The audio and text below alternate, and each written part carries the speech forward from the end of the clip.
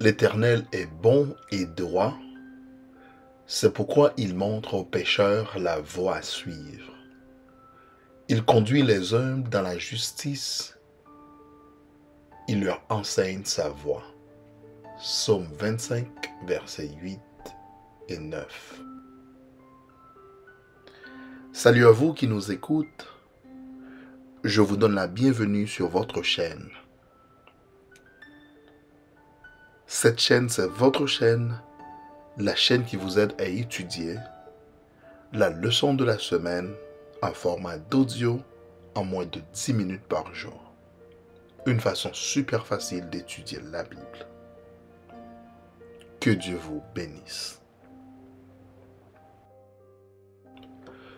Pour aujourd'hui, jeudi 10 juin 2021, la leçon a pour titre « Le ministère céleste ».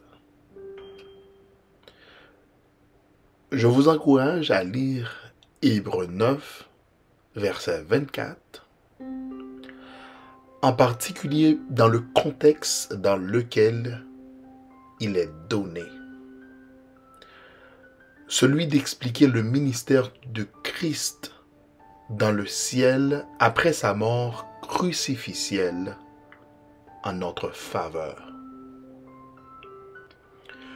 Bien que l'on puisse dire beaucoup de choses,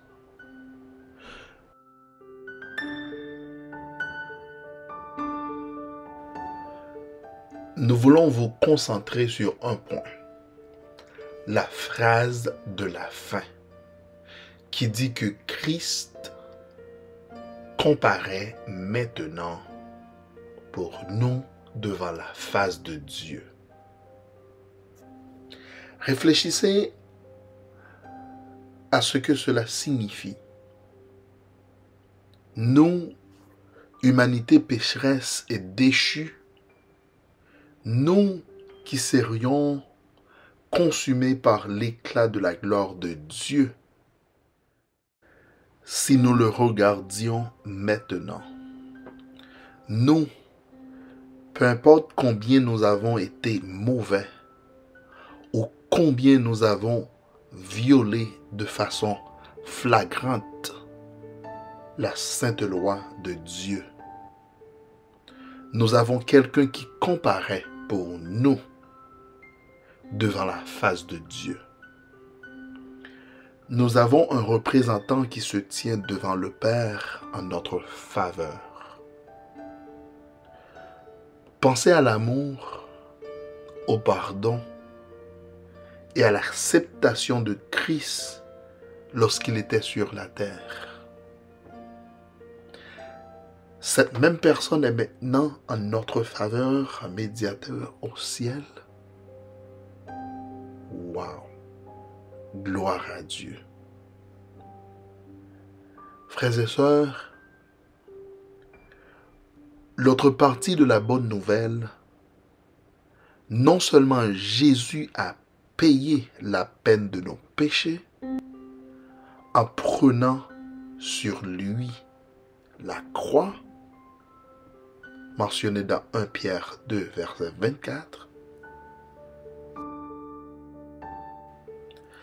mais il se tient maintenant en présence de Dieu, un médiateur entre le ciel et la terre, entre l'humanité et la divinité.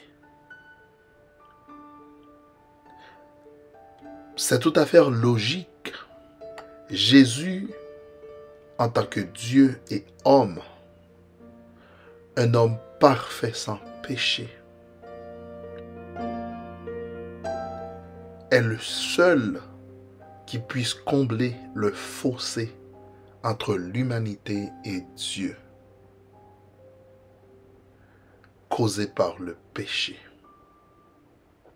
Le point crucial à retenir dans tout cela, bien qu'il en ait beaucoup,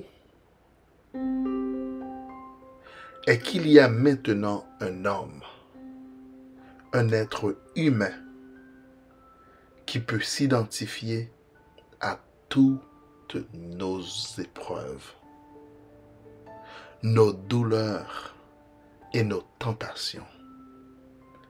Hébreux 4, versets 14 et 15. Nos représentants devant le Père.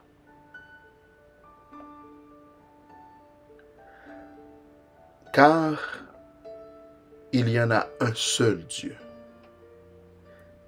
et aussi un seul médiateur entre Dieu et les hommes, Jésus-Christ, homme, qui s'est fait lui-même en rançon pour tous.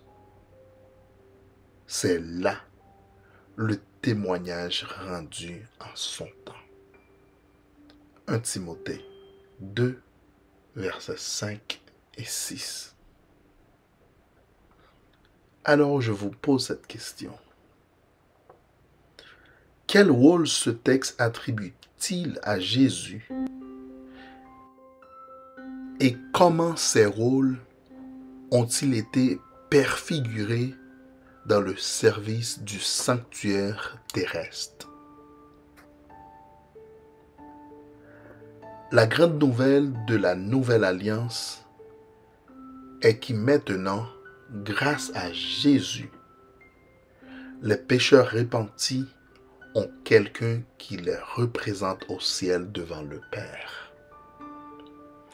Quelqu'un qui a gagné pour eux ce qu'ils n'ont jamais pu gagner pour eux-mêmes. Et c'est la justice parfaite. La seule justice qui puisse se tenir en présence de Dieu, Jésus, avec cette justice parfaite obtenue par sa vie à travers la souffrance, se tient devant Dieu, réclamant pour nous le pardon du péché et le pouvoir sur le péché. Car sans cela, nous n'aurions aucune expérience. Nous n'aurions aucune espérance, ni maintenant, ni certainement dans le jugement. Amis, auditeurs, priez et méditez sur l'idée d'un être humain.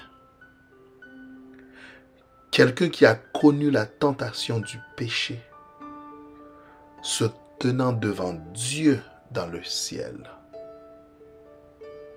Qu'est-ce que cela signifie pour vous personnellement? Quel type d'espérance et d'encouragement cela apporte-t-il?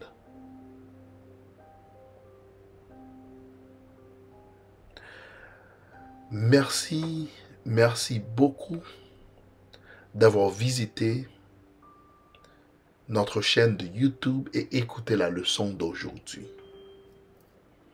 Vous pouvez toujours partager cette vidéo si vous voulez avec les autres pour donner à eux plus d'opportunités d'étudier la leçon.